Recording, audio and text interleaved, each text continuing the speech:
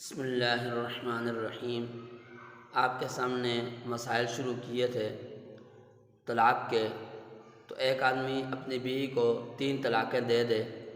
اب دوبارہ اس کو رکھنا چاہتا ہے تو شریعت کے روح سے اس کا کیا طریقہ کار ہے؟ تو یاد رکھے اس کے لیے حلالہ ہے،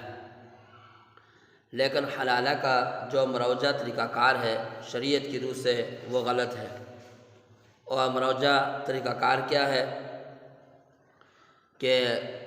حلالہ کرانے کے لیے آ جاتے ہیں، کہتے ہیں عارضی طور پر نکاح کر لیں 1 دن 2 دن کے لیے، اس کے بعد طلاق دے دیں،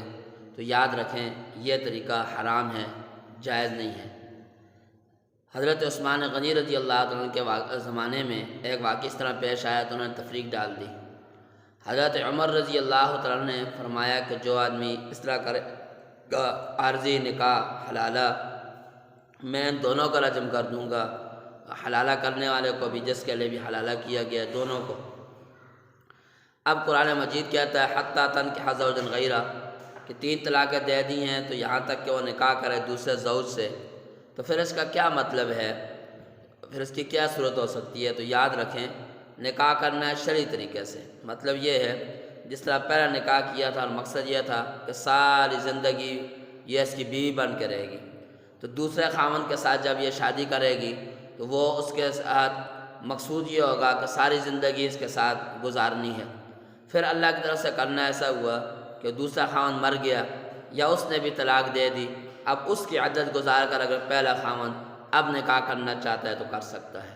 یہ طریقہ کار ہے جو ہمارے عرف میں رائج ہے،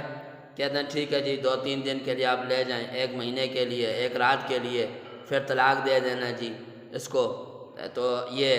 آپ کی مہربانی ہوگی تاکہ میرے لیے حلال ہو جائے۔ تو یاد رکھیں آپ نے 3 طلاقیں دی کیوں ہیں؟ یہ 3 طلاق دینے والوں کی سزا ہے کہ اس کی بیوی اب دوسرے آدمی کے ساتھ زندگی گزار رہی ہے، پہلی سزا یہ ہے۔ دوسری سزا یہ ہے کہ دوسرا خاوند مرے گا یا طلاق دے گا تو یہ نکاح کرے گا تو پھر شرمندگی کے ساتھ اس کو لائے گا، تو مثلا پہلے بیوی کے بچے ہیں وہ بھی نفرت کی نگاہ سے دیکھیں گے، بیوی ہے وہ بھی نفرت کی نگاہ سے دیکھے گی کہ مجھے پہلے طلاق دے کے فارغ کیا ہے۔ تو اس لیے حد الامکان بہت زیادہ مجبوری ہے طلاق دینے کی نوبت آ جائے 1 دے دیں، اور غصہ ہے 2 دے دیں، اس سے زیادہ نہ دیں، ورنہ یہ والی سزا جو ملے گی حلالے کے بغیر وہ پہلے خاوند کے لیے پھر حلال نہیں ہوگی، اور حلالہ بھی جو ہمارے عرف میں ہے یہ حرام ہے، اور وہ شرعی طریقے سے نکاح کر کے ساری زندگی رہنے کی نیت سے رہے گی، پہلا خاوند اس طرح بیٹھ رہے گا، پھر وہ طلاق دے یا مر جائے تو تب اس کے بعد عدت گزار کے پہلے خاوند کے پاس آ سکتی ہے۔ اللہ پاک ہم سب کو عمل کرنے کی توفیق عطا فرمائے۔ اللہ سمجھتا